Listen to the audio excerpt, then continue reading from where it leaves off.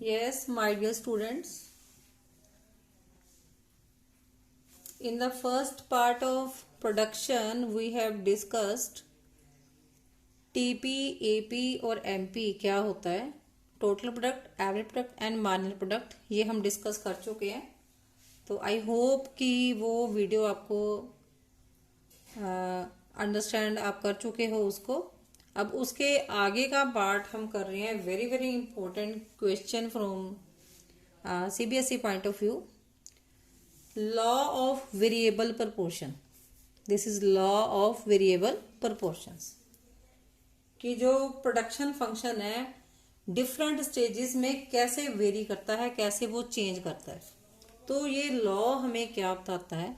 This law states that as we increase quantity of only one input, कि जैसे जैसे हम किसी एक फैक्टर को बढ़ाते जाते हैं, कौन से फैक्टर को बढ़ाएंगे? क्योंकि शॉर्ट रन है तो सिर्फ वेरिएबल फैक्टर चेंज होगा। वेरिएबल फैक्टर हमने किसको लिया है? लेबर को। कीपिंग अदर इनपुट्स फिक्स्ड, कि बाकी जितने भी इनपुट्स हैं उसको हम एज फिक्स्ड ले रहे हैं। तो उससे क्या होता है कि जो टीपी है, दैट इज टोटल प्रोडक्ट, शुरुआत में वो क्या होता है? इंक्रीज होता है at increasing rate, it increases at increasing rate. और उसके साथ साथ जो मार्जिनल प्रोडक्ट है वो क्या होता है? वो इंक्रीज होता है। देन नेक्स्ट स्टेज में क्या होता है कि जो टीपी है, जो टोटल प्रोडक्ट है, वो इंक्रीज तो करता है लेकिन स्लो रेट पे करता है, at decreasing rate, means slowly increase करता है। और उसके साथ साथ जो एमपी है वो क्या होता है? वो फॉल करता है, या हम कह सकते हैं वो डिक्रीज करता है और पॉजिटिव भी रहता है। देन उसके बाद जो लास्ट स्टेज आ जाती है उसमें क्या होता है कि टीपी फॉल करता है और एमपी जो है वो नेगेटिव हो जाता है। तो this is the definition of law of variable proportion, कि जैसे जैसे हम एक वेरिएबल फैक्टर की क्वांटिटी को चेंज करते हैं, बाकी सारे फैक्टर्स फिक्स रखेंगे, जैसे लैंड है, मशीनरी है, उसको हम फिक्स रखेंगे। ऐसा करने से जो लॉ हमारे सामने ऑपरेट होता है उसमें तीन चेंजेस आते हैं। पहली चेंज क्या आती है? फर्स्ट चेंज क्या आती है कि जो टीपी है वो टोटल प्रोडक्ट जो है, जिसको मीन्स सारे लेबर मिल के प्रोड्यूस करते हैं, दैट इज टीपी। जो टीपी है वो स्पीड से बढ़ेगा, क्योंकि हमने लेबर लगाई है एक के बाद एक, तो टीपी हमारी स्पीड से बढ़ती है। Increases at increasing rate means speed से बढ़ना। लेकिन उसके साथ साथ जो एमपी है, एमपी मीन्स कि एक एक लेबर का बंदा हमें अलग अलग कितना प्रोड्यूस करके दे रहा है। इसकी डेफिनेशन मैंने लास्ट वीडियो में क्लियर कर दी थी कि मार्जिनल प्रोडक्ट हम किसको कहते हैं, कि एक एक बंदा हमें कितनी प्रोडक्शन देता है। तो जो एक एक बंदा है, जब हमने शुरुआत में लेबर लगाई, वो भी हमें प्रोडक्शन को बढ़ा के दे रहा है। अब उसके बाद क्या होगा? जैसे जैसे हम लेबर को बढ़ाते जाते हैं, सेकंड स्टेज में क्या होगा कि टीपी इंक्रीज करती है डिक्रीजिंग रेट पे, कि टीपी मींस टोटल प्रोडक्ट, जो सारे मजदूर मिल के प्रोड्यूस कर रहे हैं वो इंक्रीज तो कर रही है, लेकिन उसकी जो स्पीड है वो कम हो गई है as compare to the first stage. और उसके साथ साथ जो एमपी है, क्योंकि टीपी इंक्रीज हो रही है स्लो स्पीड के साथ, उसका इफेक्ट एमपी पे भी पड़ेगा। तो जो एमपी मीन्स कि हर बंदा जो है हमें वो कम प्रोड्यूस करके दे रहा है, ये डिक्रीज हो रही है। दाओ इट इज पॉजिटिव, इसमें कोई शक नहीं है कि पॉजिटिव है। अब इसके बाद थर्ड स्टेज मीन्स ये डिफरेंट स्टेजेस की हम बात करें, जैसे जैसे हम लेबर को बढ़ाते जाते हैं। और फाइनली क्या होता है फाइनल स्टेज में, कि जो टीपी है वो गिरनी शुरू हो जाती है। मीन्स टीपी की तीन स्टेजेस आ गई। टीपी पहले तो स्पीड से इंक्रीज हुई, फिर इंक्रीज तो हुई, लेकिन इंक्रीज होने की जो स्पीड है वो कम हो गई। अब कम स्पीड के बाद क्या हुआ? टीपी फॉल कर गई, और एमपी जो कि जीरो पहुंच जाती है, और देन फिर वो क्या हो जाती है? नेगेटिव हो जाती है। तो ये है 3 स्टेजेस। अब इसको हम टेबल और डायग्राम के थ्रू भी करेंगे तो आपको ये वाली डेफिनेशन और ज्यादा क्लियर हो जाएगी। देन उसके बाद एजम्पशंस, जो ये लॉ है वो कौन सी एजम्पशंस के ऊपर बेस्ड है, ये मैंने आपको पहले भी बताया था कि हमारे सिलेबस में मेनली क्या है, शॉर्ट रन। तो ये जो वेरिएबल प्रोपोर्शन का लॉ है वो शॉर्ट रन में ऑपरेट होता है जब प्रोड्यूसर के पास टाइम कम होता है। उसके बाद शॉर्ट रन में एक और चीज भी हमने स्टडी करी थी कि शॉर्ट रन में कुछ फैक्टर्स वेरिएबल होते हैं और कुछ फैक्टर्स फिक्स्ड होते हैं।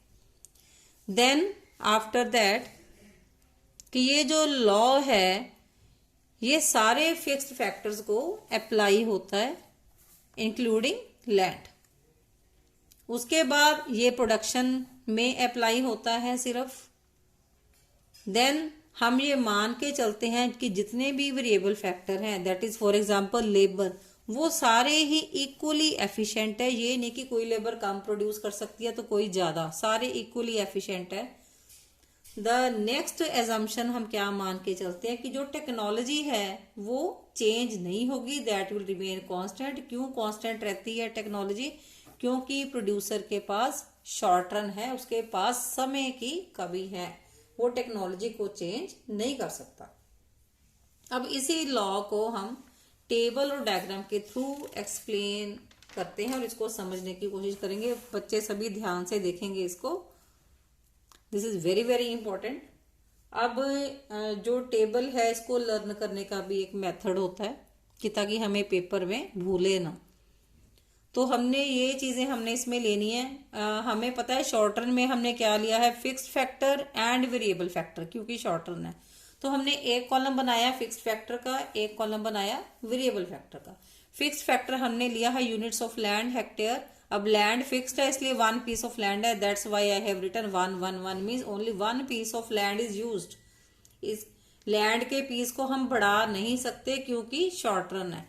अब वेरिएबल फैक्टर हमने डेफिनेशन में अभी लास्ट पेज पे में क्या पढ़ा है कि जो वेरिएबल फैक्टर है दैट मींस लेबर। जो लेबर है उसको प्रोड्यूसर चेंज कर रहा है, चेंज कर रहा है मींस उसको इंक्रीज कर रहा है 1 by 1। ठीक है, तो 0 मींस पहले कोई लेबर नहीं लगाई, फिर उसने एक बंदा लगाया, फिर 2 बंदे लगाए, फिर 3 लगाए, फिर 4 लगाए, 5 लगाए, 6 लगाए, 7 लगाए, फिर 8 लगाए। तो इस तरह से टोटल 8 लेबर्स की प्रोडक्शन है। उसके बाद हमें क्वेश्चन में क्या चाहिए, एमपी, टीपी और एपी। अब एमपी हमें क्या बताती है कि एक एक बंदा जो है वो कितनी प्रोडक्शन हमें दे रहा है, क्योंकि जब हमने 0 लेबर, कोई भी बंदा काम पे नहीं लगा हुआ तो नील होगी, नेचुरली प्रोडक्शन हो ही नहीं रही है। अगर हमने एक बंदा लगाया तो वो एक बंदा हमें कितने यूनिट्स प्रोड्यूस करके दे रहा है, 4। हमने जब दूसरा बंदा लगाया तो सिर्फ दूसरा बंदा हमें कितनी प्रोडक्शन करके दे रहा है, 8। और देन 3 लगाए तो हमें तीसरा कितनी प्रोडक्शन, 12। फिर जब हमने चौथा बंदा लगा दिया तो हमारी जो एमपी है वो दूसरी स्टेज पे क्या होती है, एमपी जो है फॉल करनी शुरू हो जाती है। फिर 5th लगाया और फॉल कर गई, 6th लगाया बिल्कुल 0 होगी, 7th लगाया तो -8, माइनस में चलेगी प्रोडक्टिविटी। जो 8 लगाया तो ये होगी -12। अब इसको लर्न करने का क्या मेथड है, अब जो सारा टेबल है वो इस कॉलम के ऊपर मेनली बेस्ड है। यहाँ पर तो आपको लर्न करना इजी है, सीरियल ऑर्डर में है, कॉन्टिन्यूस नंबर में है। लेकिन जो एमपी को है आप इसको लर्न किस तरह से करेंगे, जैसे 4 देखो 4 का गैप है, ध्यान से देखो 4 8 12। अब इसके बाद हम इसको कम करेंगे, 4 से ही कम करेंगे, 12 से आया 8 माइनस कर दिया, देन 4 8 12। फिर रिवर्स ऑर्डर में चलेंगे, 12 से 8 4, देन फिर 4 इसमें से माइनस कर दिया 0, देन उसके बाद -8 देन -12। अब आप ध्यान से देखोगे कि जो ये प्रोडक्टिविटी है ये कम क्यों हो रही है। अब एक जो पीस ऑफ लैंड है वो लिमिटेड है हमारे पास। अब इसको ध्यान से एक छोटी सी एग्जांपल से मैं इसको आपको एक्सप्लेन करी हूँ। सपोज छोटा सा पीस ऑफ लैंड है जिसकी जो मैक्सिमम कैपेसिटी है ना उसमें 3 बंदे ही समझ लो मिलके काम कर सकते हैं। ठीक है, सपोज मैं यहाँ पर एक छोटा सा ड्रॉ कर देती हूँ। ये एक छोटा सा पीस ऑफ लैंड है। अब इसमें 3 बंदों के ही काम करने की जगह है। सी, ये 3 है। ये जो 3 है ना, 1 2 3, ये 3 बंदे लेबर के मैंने यहां बैठा दिए। जब पहला बंदा उसने बैठाया, ठीक है, तो वो कितने यूनिट्स प्रोड्यूस करके दे रहा था? 4।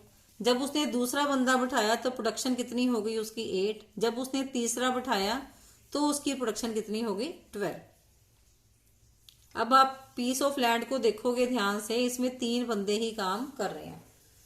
अब जब उसने 4th बंदा लगाया, अब चौथे की बैठने की जगह नहीं है, तो चौथा कहाँ बैठ गया? जहां बिल्कुल टाइट सी जगह पे बेचारा बैठ गया, पूरा भी नहीं आ रहा। ठीक है, ये डी, चौथा बंदा यहाँ पर बैठ गया, तो उसको ना प्रॉपर बैठने की जगह मिली है, ना उसको प्रोडक्शन करने की जगह मिल रही है, तो नेचुरली जो प्रोडक्शन है वो क्या आएगी? वो नीचे आएगी। तो इस वजह से जो इसकी जो प्रोडक्शन है तीसरे से गिर के नीचे आ गई 8। अब जो प्रोड्यूसर है वो ये देख रहा है कि प्रोडक्शन हो रही है, तो उसने एक और बंदा लगाया लेबर का, ई। अब जब ई की एंट्री हुई है इसमें, अब वो क्या करेगा? अब उसके लिए यहाँ पर जगह नहीं है बैठने की। अब वो क्या करेगा? कभी वो इसको डिस्टर्ब करेगा, ए को। अब जो ई है वो उसकी जगह नहीं है, ध्यान से सुनेंगे। अब वो कभी इसको डिस्टर्ब कर रहा है, कभी इसको डिस्टर्ब कर रहा है, कभी सी को कर रहा है, कभी डी को कर रहा है। ठीक है, तो ये हमने लगाया 5वां बंदा, तो प्रोडक्शन और कम होएगी। ठीक है, ये कितनी रहेगी प्रोडक्शन इसकी? 4, क्योंकि ये डिस्टर्ब करने का काम कर रहा है, खुद भी नहीं कर रहा। अब प्रोड्यूसर ने क्या किया? एक और बंदा लगा दिया, छठा, 6th नंबर, उसको मैंने एफ का नाम दे दिया। अब एफ तो बिल्कुल ही खड़ा तमाशा देख रहा है, वो किसी के साथ कोई कंट्रीब्यूट नहीं कर रहा, तो उसकी प्रोडक्शन क्या हो गई? 0। अब इसके बाद प्रोड्यूसर ने सपोज एक और लगाना चाहा जी, लैंड तो पहले ही बेचारी जगह ही नहीं है इसमें बैठने की। अब क्या होएगा? अब ये आपस में सारे फाइट करने लग गए, ये सारे आपस में फाइट करने लग गए, जिसकी वजह से क्या हो गया? जो प्रोडक्शन बढ़नी तो क्या ही थी वो माइनस में आ गई, -8। एक और लगा दिया, ये 8वां बंदा है एच, और माइनस में आ गई, this is -12। This is the reason कि क्यों एमपी पहले ठीक चल रही है, जब पीस लैंड में जगह है पूरी प्रॉपर, हर किसी को बैठने की जगह है, मशीन भी मिल गई यूज करने को, काम बहुत अच्छे से चल रहा था। लेकिन और बंदे ऐड करते गए, एमपी डिक्लाइन हो गई, फिर 0 हो गई, फिर माइनस ही हो गई। अब जो टीपी है, टीपी हमें क्या देती है? टोटल प्रोडक्शन बताती है कि सबने मिलके कितना काम किया। तो यहां से हम मेजर करेंगे, 0 जब कोई बंदा काम नहीं कर रहा तो 0 ही होएगी टीपी। ठीक है, अब एक बंदा काम कर रहा है तो कितनी हो गई? 4। 2 बंदे मिलके कितनी प्रोडक्शन कर रहे हैं? पहला कितनी कर रहा था? 4, दूसरा आया तो कितनी हुई? 8। तो दोनों ने मिलके कितने की? 4 + 8 12। तीसरा आ गया तो 12 + 12 कितना हो गया? 24। अब 4 बंदे मिल गए, 3 कितनी कर रहे थे? 24। चौथा मिल गया, कितनी एमपी उसकी ऐड हो गई? 24 + 8 32। देन 5th अगर मिल गया तो 32 + 4 36। जब 6th मिल गया 36 + 0 36। अब 7th बंदा भी इनके साथ मिल गया तो कितना हो गया काम? तो डाउन आ गया, तो 36 में से 8 प्रोडक्शन माइनस भी तो होएगी ना जब इंक्रीज हो रही थी। तो 7वें बंदे के 7th पर्सन के ऐड होने से प्रोडक्शन कम हो गई। कितनी कम हो गई? 8 यूनिट्स। तो कितनी रह गई? 28। अब जब 8th मेंबर ऐड हुआ तो कितनी प्रोडक्शन कम हो गई? -12। पहले कितनी चल रही थी? 28। तो 28 में से 12 गए, कितने रह गई? 16। तो ये है स्टोरी ऑफ द टीपी। अब इसके बाद है हमारे पास एवरेज। हमने एवरेज निकालनी है कि पर यूनिट अगर हम निकालने तो कितनी बनती है। तो एवरेज को निकालने का क्या फॉर्मूला होता है कि टोटल को नंबर ऑफ यूनिट से डिवाइड कर दो। मींस टीपी को नंबर ऑफ लेबर से हमने डिवाइड किया। तो पहली तो नीली आएगी, कोई पहले तो हमने कोई बंदा लगाया ही नहीं। ठीक है, तो सेकेंड टाइम टीपी को लेबर से डिवाइड करेंगे। 4 / 1 4। 12 को 2 से डिवाइड किया, 6 मीन्स एवरेज कितनी आ रही है पर लेबर 6। जब 3 लग गए तो तीनों की एवरेज कितनी आ गई 24 divide by 3, this is 8। Then 4 लगाए तो 32 डिवाइड बाई 4, दैट मीन्स 8। जब 5 लगाए तो 36 divide by 5, that means 7.2। Then 36 divide by 6, then 6, तो 28 बाय 7 4, 16 बाय 8 2। तो ये हमारे पास क्या आ रही है AP, that means average product. तो इसका फॉर्मूला हमेशा सेम ही रहेगा। ये टोटल को डिवाइड हमने कर दिया यूनिट्स के साथ, इस कॉलम को हम इसके साथ डिवाइड करते जाएं तो ये रिजल्ट आ गया हमारे पास। तो मेनली इसमें कितने कॉलम्स हमने बनाए हैं 5 कॉलम्स।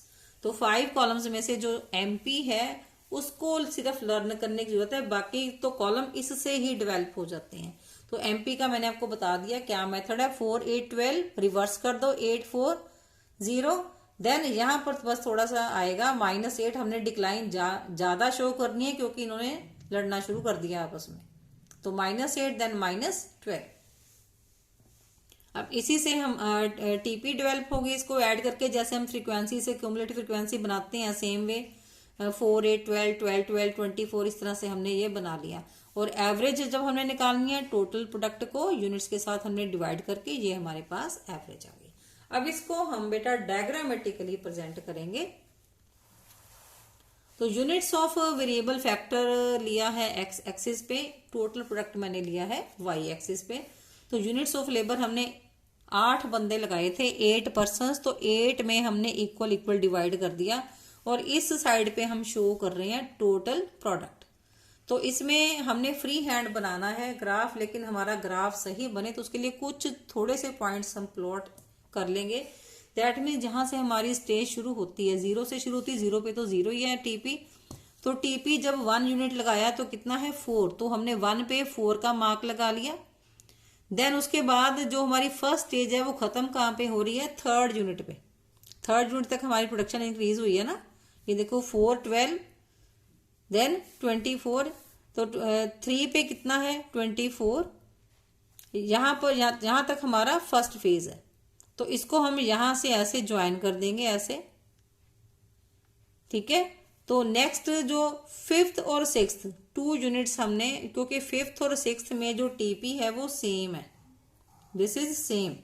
तो 5th पे भी 36, 6th यूनिट पे भी 36। तो यहाँ पे हमने ये डॉट लगा लिया। अब यहाँ तक तो हमने मार्क कर लिया था, तो यहाँ पर भी आप फ्री हैंड ज्वाइन कर दोगे ऐसे।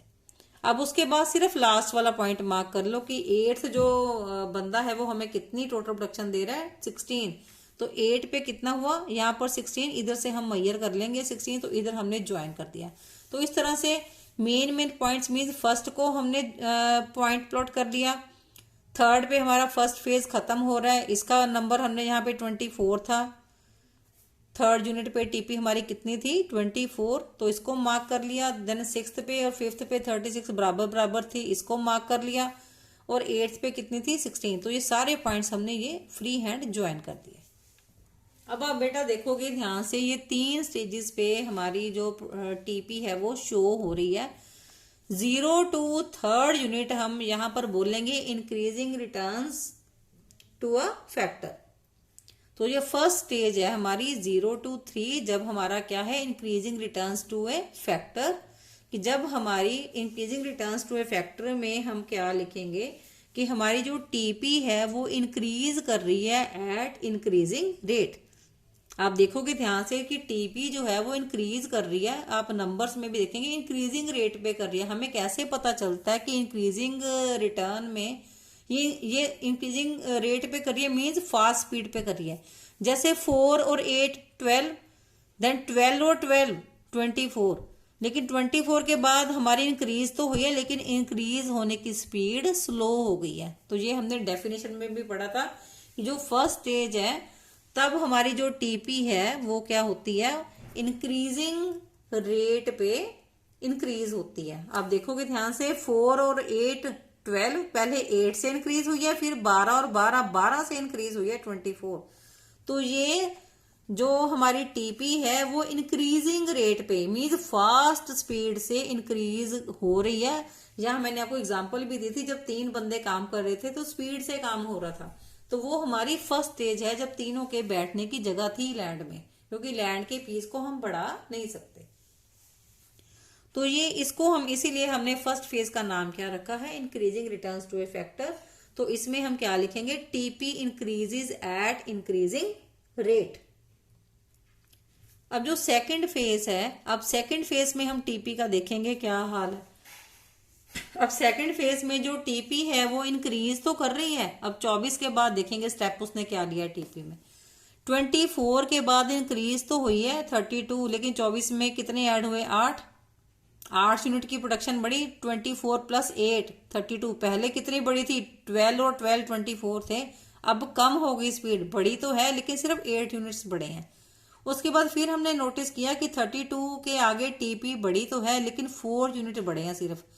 इट मीन्स टीपी बढ़ तो रही है लेकिन स्लो स्पीड से बढ़ रही है, क्योंकि लैंड हमारे पास लिमिटेड और बंदे काम करने वाले बढ़ते जा रहे हैं, तो जिसकी वजह से उनकी काम करने की स्पीड जो है वो कम हो गई है।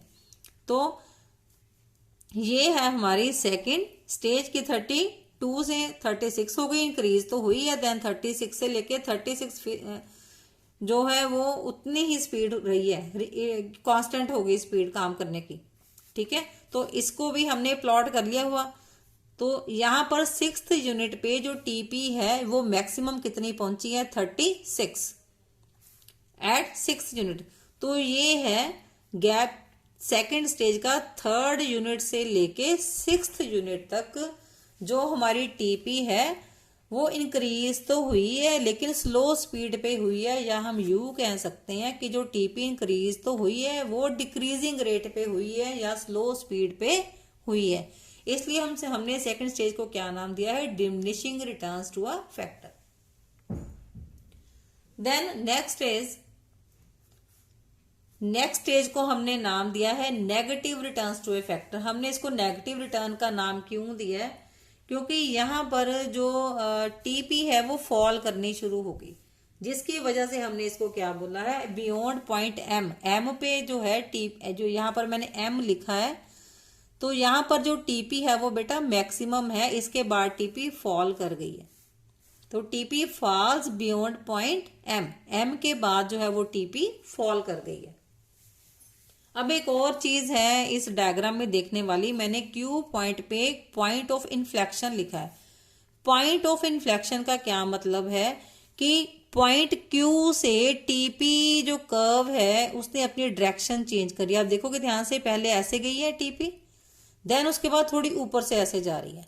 तो यहां से टीपी कर्व जो है वो चेंज करती है अपने आप को, तो इसलिए इस पॉइंट को पॉइंट ऑफ इन्फ्लेक्शन बोला गया है। अब तीनों स्टेजेस में जो एमपी है वो कैसे काम करती है। अब एमपी के पॉइंट्स भी है, मैंने एमपी और एपी एक ही डायग्राम में बेटा ड्रॉ किए हैं। सेम वे इसी डायग्राम के नीचे ही डायग्राम बनाया ताकि आपको स्टेजेस भी साथ साथ समझ आ जाएं। तो एक्स एक्सिस पे बेटा लिया है वेरिएबल फैक्टर के यूनिट्स, और वाई एक्सिस पे लिया है मैंने एमपी एंड एपी, दोनों चीजें ली हैं। तो ये हमने मेजरमेंट बिल्कुल इक्वल लेना है। यहाँ जैसे यहाँ पर हमने स्केल में 8 यूनिट्स ऑफ लेबर शो किए हैं, सेम वे यहाँ पर भी 8 उतने डिस्टेंस के साथ ही बनाने हैं ताकि जो हमारा स्टेजेस है उसमें डिफरेंस ना आए। तो पेपर में भी आपने ऐसे ही बनाना है। देन उसके बाद इधर भी मैंने इस तरह से मार्क लगाया था 10 20 30, तो सेम डिस्टेंस पे ही इधर आपने 10 20 हमने लिया है।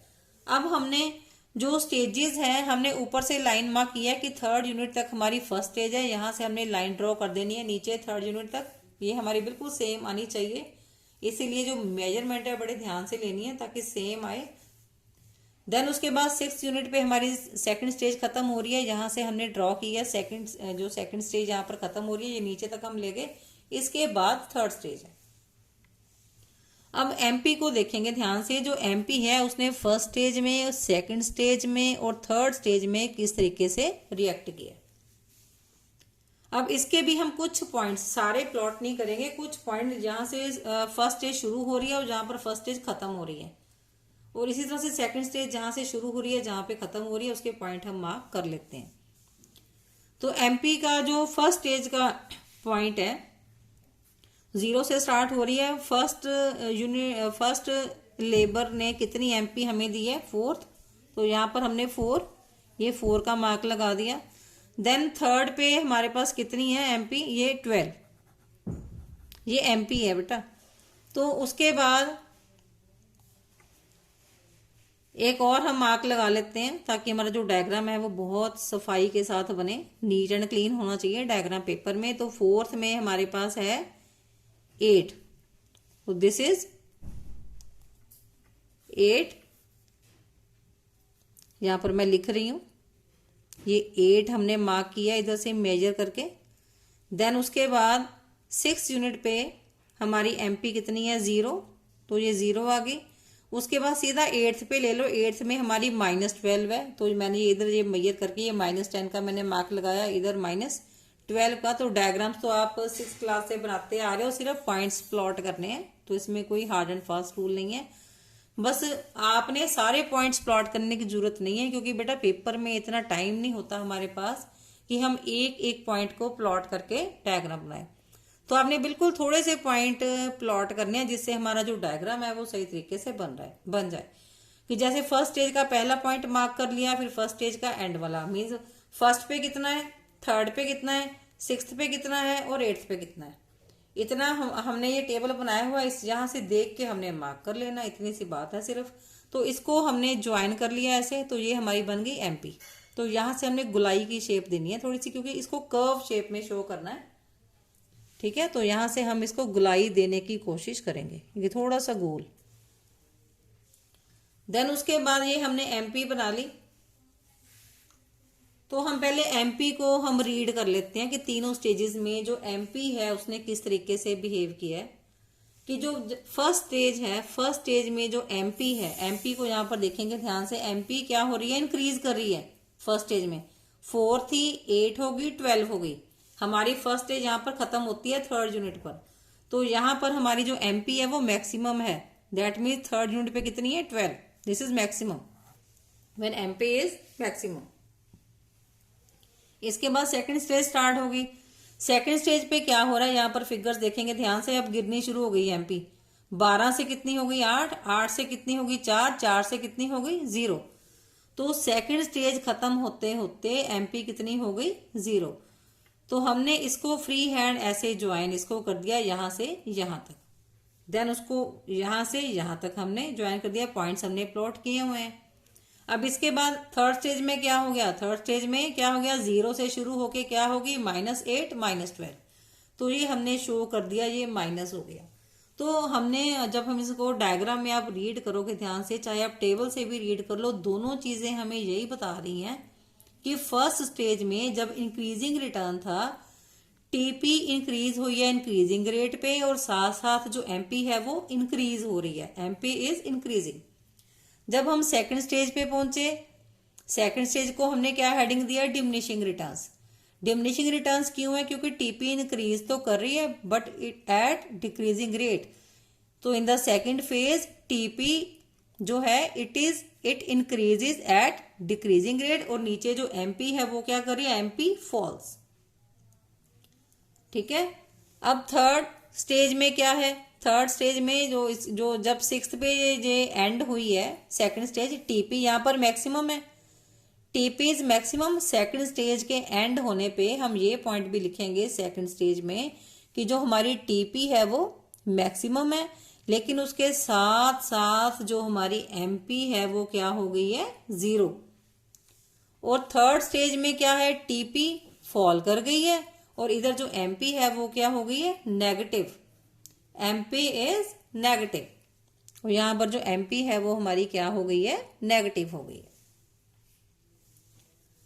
और पॉइंट ऑफ इन्फ्लेक्शन भी क्लियर हो गया आपको। तो I am again suggesting you कि आप इस वीडियो को दोबारा से जरूर देखें, क्योंकि ये क्वेश्चन बहुत इंपॉर्टेंट है। तो डायग्राम भी आपने सिर्फ मोटे मोटे जो पॉइंट हैं सिर्फ वो प्लॉट करने हैं, उनको ज्वाइन कर देना है, सारे पॉइंट्स को प्लॉट करने की जरूरत नहीं है। सिर्फ स्टेज कहाँ पर शुरू हो रही है कहाँ पर खत्म हो रही है, बस वो वाले पॉइंट प्लॉट करके आपने डायग्राम को ड्रॉ कर देना है। तो ये तीनों स्टेजेस भी मैंने इसमें एक्सप्लेन कर दिए हैं। Increasing return, diminishing return and negative return. अब इसके साथ साथ इसी डायग्राम के थ्रू हम रिलेशन भी स्टडी कर लेते हैं। Relation is also very very important. Now relation of, यहां पर मैं लिख देती हूं relation of TP and MP. Then उसके बाद है relation of AP and MP. तो ये कई बार पेपर में पूछ लेते हैं टीपी और एमपी का क्या रिलेशन है और एपी और एमपी का क्या रिलेशन है। तो इसको भी हमने बेटा स्टेज वाइज ही कर लेना है। तो जो स्टेजेस हमने करी हैं रिलेशन भी उसका वैसे ही जाएगा टीपी एमपी का।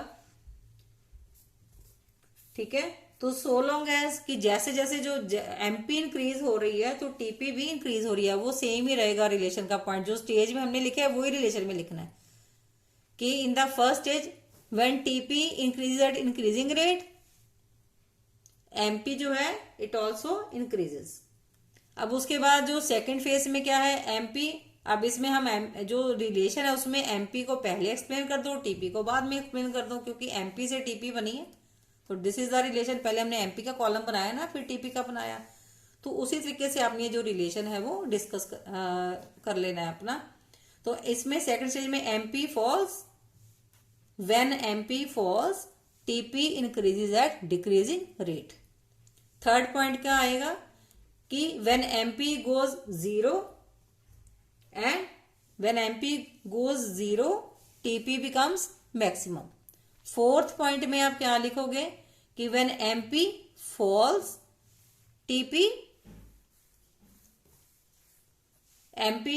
when MP becomes negative TP falls. तो ये 4 पॉइंट इसमें आ जाते हैं। अब है उसके बाद रिलेशन ऑफ एपी और एमपी। अब इस डायग्राम में आज हम एपी हमने अभी ड्रॉ करनी है। तो हाउ एपी भी हमने यहां से स्टेज वाइज ड्रॉ कर लेनी है कि जैसे जब पहला यूनिट हमने लगाया तो हमारी एपी कितनी है 4। जब पहली स्टेज खत्म हुई थर्ड यूनिट पे तो कितनी है हमारी 8। तो यहां पर हमने 8 मार्क कर लिया। थर्ड पे हमारी है 8। देन उसके बाद फोर्थ पे भी 8 है। यहाँ पर ध्यान रखेंगे थर्ड और फोर्थ पे सेम पॉइंट है, यहाँ पर भी 8 है, यहाँ पर भी 8 है। और उसके बाद सिक्स्थ पे हमारी जो एपी है वो कितनी है 6। This is 6। तो उसके बाद जो लास्ट पॉइंट है 8th, उसके बाद जो एपी है 8th पे एपी हमें कितनी मिली है 2। तो ये सारे पॉइंट्स आपने पॉइंट्स मार्क कर लिए, तो इनको आपने ज्वाइन कर लेना है। दिस इज एपी, जो मैंने ब्राउन पेंसिल से शो किया, दिस इज एपी। तो अब इसको हम रिलेशन का क्वेश्चन इसमें आ जाता है कई बार कि एपी और एमपी का रिलेशन बताओ। तो इसमें आप पहले एपी को एक्सप्लेन करेंगे कि एपी इंक्रीजेस। अब आप देखोगे फर्स्ट स्टेज में जो एपी है वो इंक्रीज कर रही है। ठीक है, जो ब्राउन लाइन है बेटा ये वाली, ये आपको एपी शो कर रही है कि व्हेन एपी कब तक इंक्रीज कर रही है। एपी का मैक्सिमम पॉइंट क्या है 8, यहां तक इंक्रीज कर रही है। एपी तब तक इंक्रीज कर रही है जब तक एमपी एपी से ज्यादा है। ये देखो ये एमपी एपी से हायर है। तो AP increases so long as MP is higher than, या एमपी इज अबव एपी, या MP is greater than AP, जैसे मर्जी आप लिख सकते हो इसको। तो सेकंड पॉइंट में आप क्या लिखोगे, सेकंड पॉइंट में अब इस पॉइंट के बाद एपी डिक्लाइन होनी शुरू हो गई। लेकिन इसमें एक और ये पॉइंट भी है कि फोर्थ जब यूनिट है इस यूनिट पे, फोर्थ यूनिट पे एपी और एमपी बराबर होते हैं। This is 8। आप देखोगे यहां पर भी ध्यान से एपी भी 8 है और एमपी भी 8 है एट यूनिट फोर्थ। ठीक है, तो at fourth unit AP is equal to MP. This is point A is marked. ठीक है, अब सेकंड स्टेज में अब ये क्या हो रहा है कि जो एमपी है वो फॉल कर रही है, फॉल एपी भी कर रही है, लेकिन एपी डिक्रीज कर रही है। AP is decreasing, AP is decreasing when MP is lower than AP.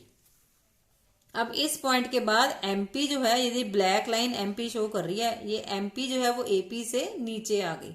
तो MP is lower than AP after this point, after a point. ठीक है, उसके बाद जो एमपी है वो जीरो भी हो सकती है और नेगेटिव भी हो सकती है। इसको हमने स्टेज वाइज एक्सप्लेन नहीं करना, इसको ऐसे ही एक्सप्लेन करना है जनरली हमने। तो एमपी में भी जीरो और नेगेटिव, लेकिन जो एपी है वो पॉजिटिव ही रहती है। तो मेन इसमें 3 पॉइंट्स आए हैं। आई एम रिपीटिंग अगेन कि एपी इंक्रीजेस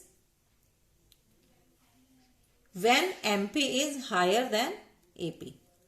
ठीक है, इस पॉइंट तक जो एमपी है वो एपी से ऊपर है। आप डायग्राम को देखते जाइए और समझते जाइए कि जो एमपी है ये ऊपर है एपी से, एपी नीचे रहेगी।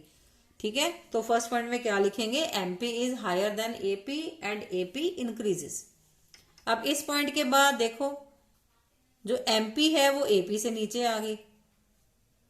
एक तो ये चीज है इस पॉइंट में, और क्या चीज है कि MP is equal to AP at point A when MP equal to AP equal to 8 and also जो एमपी है it is lower than AP. इसके पहले क्या था, एमपी हायर थी, इस पॉइंट के बाद एमपी लोअर हो गई एपी से। देन उसके बाद MP is zero and becomes negative, but AP जो है it continues to be positive. AP जो है वो कभी भी जीरो या नेगेटिव नहीं होगी। तो this whole concept is clear to you. तो thanks for your patient listening. आज की वीडियो है जो वो भी बहुत लेंथी होगी, पर ये जो टॉपिक था बेटा ये इकट्ठा ही एक्सप्लेन होना था। इसको 2, 3, 4 बार इसको जरूर वॉच करो ताकि आपको जो टॉपिक है वो अच्छी तरह से क्लियर हो जाए। थैंक्स बेटा फॉर योर पेशेंट लिसनिंग।